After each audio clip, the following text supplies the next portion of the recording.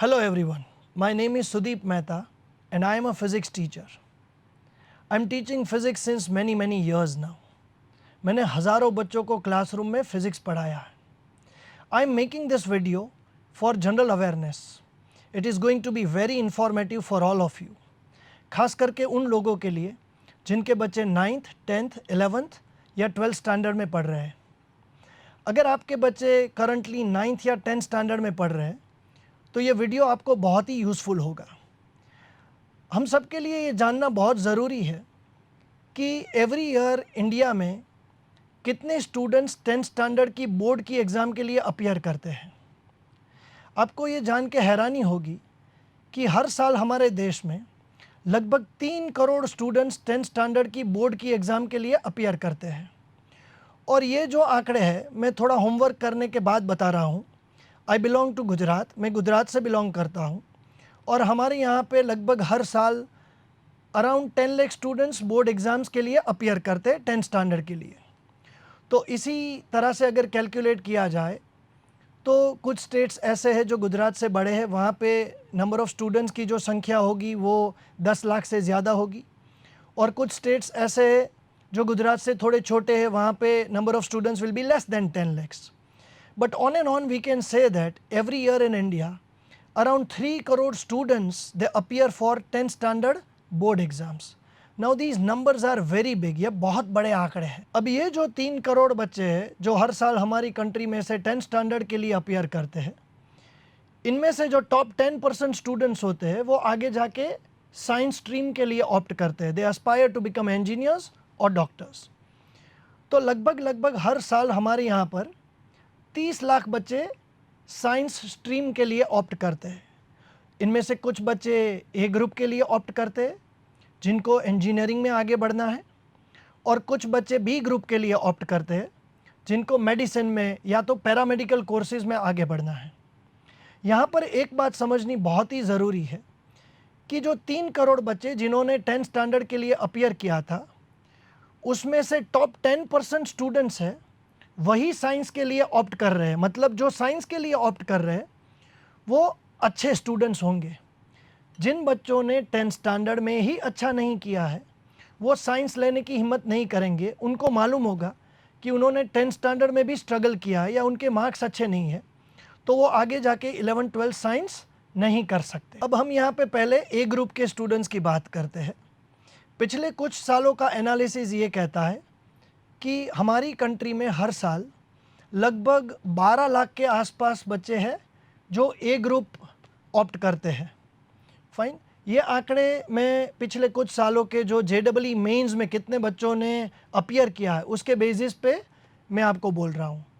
तो अगर 2023 की बात करें तो लगभग 12 लाख बच्चों ने JEE मेंस के फॉर्म भरे थे और 11,60,000 बच्चों ने JEE मेंस के लिए अपीयर किया था.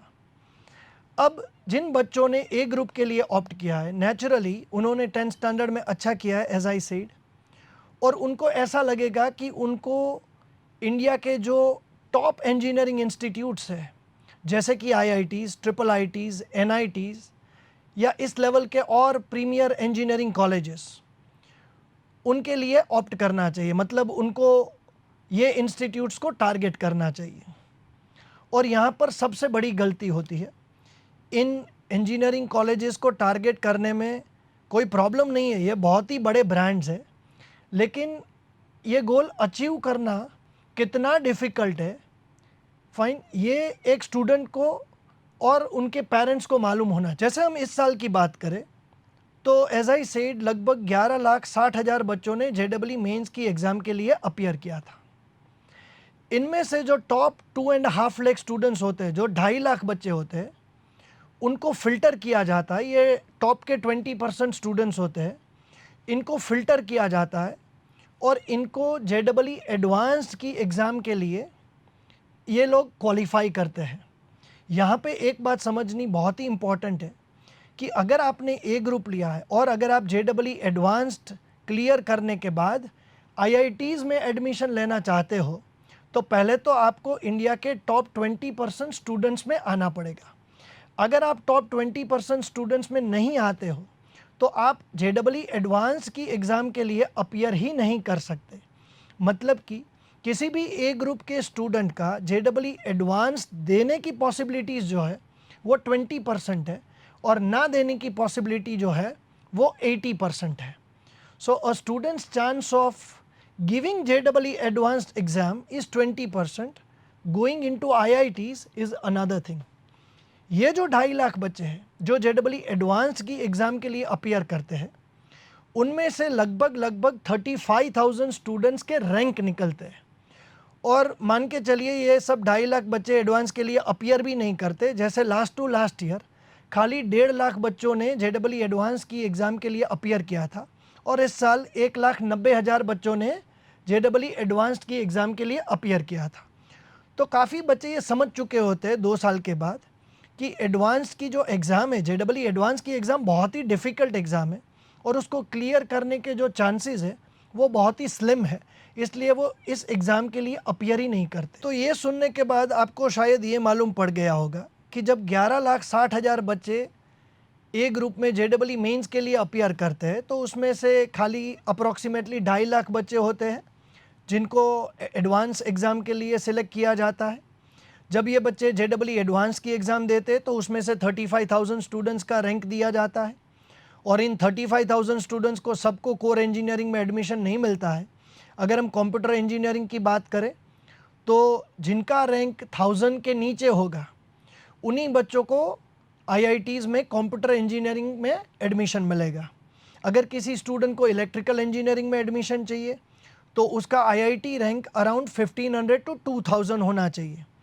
इसी तरह से लगभग ये मान के चलिए कि जो टॉप के 10,000 या 11,000 स्टूडेंट्स होते हैं उन्हीं को IITs में अच्छे ब्रांच में एडमिशन मिलता है।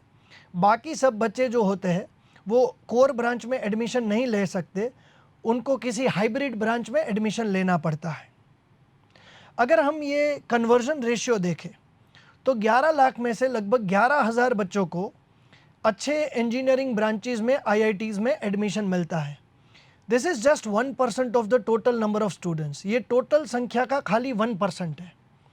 अगर हम थोड़े लिबरल हो के बात करें तो 1.5 टू 2% स्टूडेंट्स ही ऐसे हैं जिनको IITs में एडमिशन मिलता है। I am talking about the total number of students who have opted for a group in India. अब कई बार ये सुनने के बाद पेरेंट्स को ऐसा लगता है कि भले ना JEE एडवांस बहुत ही डिफ़िकल्ट एग्ज़ाम है, हमको भी मालूम है कि वो वर्ल्ड की one of the most difficult exam है, तो अगर कोई स्टूडेंट JEE एडवांस के लिए अपीयर कर रहा है या प्रिपेयर कर रहा है तो भले ना वो JEE एडवांस को क्लियर ना करे पर उसके JEE मेंस को क्लियर करने के चांसेस बढ़ जाएंगे। आप ये मान के चलिए कि अगर किसी स्टूडेंट का JEE मेंस PR 95 से कम है तो उसके JEE मेंस के थ्रू एडमिशन लेने के चांसेस बहुत ही स्लिम हैं। हमारी कंट्री में जो टोटल नंबर ऑफ सीट्स है जो JEE मेंस के थ्रू फिल होती है वो मैक्सिमम 60,000 है। मतलब कि अगर हम 12 लाख स्टूडेंट्स जो हमारे कंट्री में ए ग्रुप के बच्चे हैं अगर हम उनकी बात करें तो 60,000 is 5% of those 12 lakh students. ये कुल संख्या का 5% है। मतलब अगर थंब रूल के हिसाब से चले तो अगर इंडिया में कोई बच्चा ए ग्रुप लेके JEE मेंस की एग्ज़ाम टारगेट कर रहा है तो उसको JEE मेंस के बेसिस पे एडमिशन मिलने के चांसेस उसके 5% है और अगर वो JEE एडवांस्ड की एग्ज़ाम टारगेट कर रहा है तो उसके JEE एडवांस्ड के थ्रू एडमिशन मिलने के जो चांसेस है वो 1 to 2% है। इसका मतलब ये हुआ कि अगर आप खाली JEE एडवांस्ड की प्रिपरेशन कर रहे हो तो आप 99 से 98% रिस्क ले रहे हो। तो ये सुन के आपको ऐसा लगेगा कि तो क्या स्टूडेंट्स को JEE एडवांस्ड और JEE मेंस के लिए प्रिपेयर नहीं करना चाहिए? डेफिनेटली करना चाहिए। मैं भी एक एजुकेशनल इंस्टीट्यूट चला रहा हूँ और हम भी अपने स्टूडेंट्स को इन सभी एग्ज़ाम्स के लिए प्रिपेयर करते हैं। लेकिन जब आप मुझे 100 स्टूडेंट्स अलॉट करोगे तो मैं पहले उन 100 स्टूडेंट्स को पढ़ाने के बाद उनको फ़िल्टर आउट करूँगा। सब बच्चों की कैपेसिटी सेम नहीं होती है। कुछ बच्चे ऐसे होते हैं कि जो एडवांस लेवल के बच्चे होते हैं, कुछ स्टूडेंट्स ऐसे होते हैं जो मेंस लेवल के स्टूडेंट्स होते हैं, कुछ स्टूडेंट्स ऐसे होते हैं जो बोर्ड लेवल में अच्छे होते हैं, जो बोर्ड लेवल पे अच्छा कर सकते हैं, और कुछ स्टूडेंट्स अनफॉर्चुनेटली ऐसे भी होते हैं जो बोर्ड की एग्ज़ाम देने के बाद भी उसमें अच्छा नहीं कर सकते। और इंडिया में आपको ये जान के सरप्राइज़ होगा कि इंडिया में हर साल अराउंड 30% स्टूडेंट्स ऐसे हैं कि जो साइंस लेने के बाद फेल होते हैं। यहाँ पे सबसे डेंजरस सिचुएशन जो है वो ये है कि काफ़ी स्टूडेंट्स ऐसे हैं जो 10th स्टैंडर्ड में अच्छा करने के बाद जेडब्ल्यू मेंस और एडवांस को इतना पैशनेटली टारगेट करते हैं कि वो बोर्ड को इग्नोर करते हैं।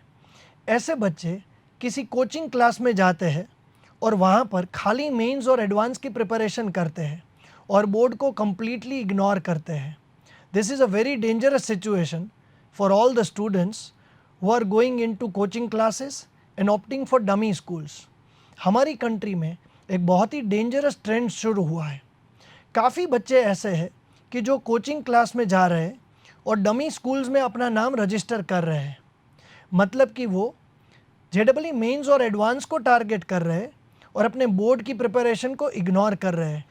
जैसे मैंने प्रीवियसली बोला कि आप कहीं पर भी पढ़ रहे हो, चाहे आप कोटा में पढ़ रहे हो, चाहे आप सदर्न इंडिया में पढ़ रहे हो, चाहे आप एक बहुत बड़े कोचिंग हब में पढ़ रहे हो, फिर भी आपको थंब रूल के हिसाब से चलना पड़ेगा। आपको ये मान के चलना पड़ेगा कि आपके एडवांस क्लियर करने के चांसेस है it is not more than 2%। आपके मेंस क्लियर करने के बाद उसके बेसिस पे एडमिशन लेने के जो चांसेस है it is not more than 5%। इसी तरह से अगर हम बी ग्रुप की बात करें तो पिछले कुछ सालों में हमारी कंट्री में एक शिफ्ट नज़र आ रहा है, a shift from A group to B group. काफ़ी सारे बच्चे बी ग्रुप की तरफ शिफ्ट हो रहे हैं। May be this is one of the effect post Covid. ये कोविड के बाद की एक इफ़ेक्ट इसको माना जा सकता है कि कोविड में काफ़ी लोगों को ऐसा लगा कि it is good to be a doctor, doctor बनना एक अच्छी बात है and there is huge opportunity, nothing wrong with that. But थोड़े आंकड़े समझ लीजिए। 2023 में हमारी कंट्री में से 20 लाख स्टूडेंट्स ने नीट एग्ज़ाम के लिए अपीयर किया था। The total number of MBBS seats in India is 1,05,000. This is 5% of the total number of students who are appearing or who have appeared for the NEET exam. ये total संख्या का 5% है। तो आपको ये मान के चलना है कि if your child has opted for B group in 11th and 12th science and if he or she is aiming to become a doctor to take admission in MBBS, then the chances of him or her getting admission in MBBS is mere 5%.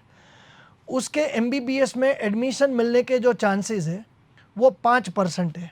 मतलब कि B group लेने के बाद MBBS में admission न मिलने के जो चांसेस है वो 95% है। अब आपको ये लगेगा कि अगर किसी स्टूडेंट ने बी ग्रुप के लिए ऑप्ट किया है और उसको मेडिकल या पैरामेडिकल में एडमिशन लेना है तो उसके लिए तो नीट कंपलसरी है। अब लास्ट ईयर तक एक रूल था कि अगर किसी स्टूडेंट ने नीट में क्वालिफाई किया है और इसको मेडिकल या पैरामेडिकल में एडमिशन मिल रहा है तो उसको बोर्ड में 50% से ऊपर होने चाहिए। इस साल से इस रूल को मॉडिफाई किया गया है। किसी बच्चे को अगर मेडिकल या पैरामेडिकल के में एडमिशन चाहिए तो उसको नीट क्वालिफाई होना पड़ेगा और उसको खाली अपनी बोर्ड की एग्ज़ाम क्लियर करनी पड़ेगी। तो ये सुनने के बाद आपको ऐसा लगेगा कि अगर किसी स्टूडेंट ने 11th और 12th साइंस में बी ग्रुप के लिए ऑप्ट किया है तो फिर उसके लिए तो बोर्ड का कुछ इम्पोर्टेंस ही नहीं है। तो आप ये भी मान के चलिए कि अगर किसी स्टूडेंट ने बी ग्रुप में ऑप्ट किया है तो उसको मेडिकल में मिलने के जो चांसेस है वो खाली 5% है।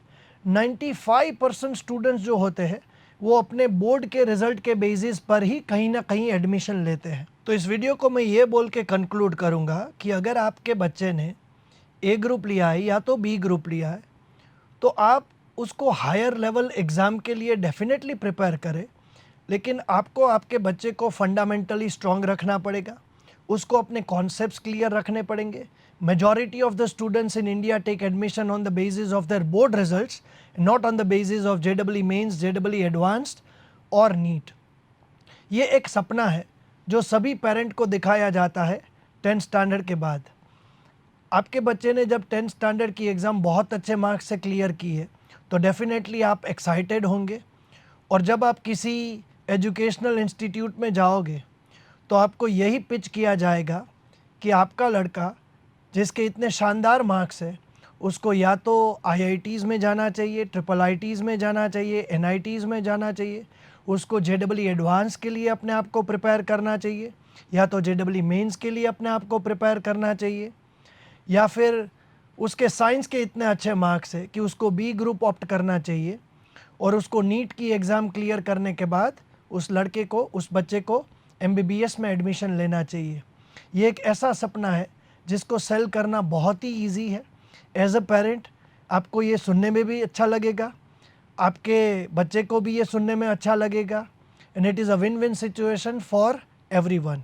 तो जो भी लोग ये वीडियो देख रहे हैं उनसे मेरी हम्बल रिक्वेस्ट है कि आपके बच्चों को आप नेशनल लेवल कॉम्पिटिटिव एग्ज़ाम्स के लिए प्रिपेयर करें, लेकिन आप मेक श्योर करें कि वो कहीं पे भी अपनी बोर्ड की प्रिपरेशन को कॉम्प्रोमाइज़ ना करें।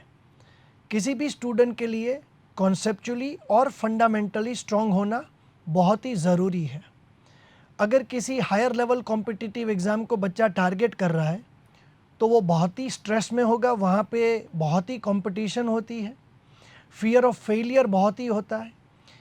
It is very easy for a child to get depressed, to go into the dark world of negativity. तो अगर कोई भी स्टूडेंट साइंस पढ़ रहा है तो उसको डेली फेलियर्स को फेस करना पड़ेगा। As a teacher, as a parent, it is our responsibility to give moral support to all our wards. I hope this video will be useful to you to make the right decision. Thank you.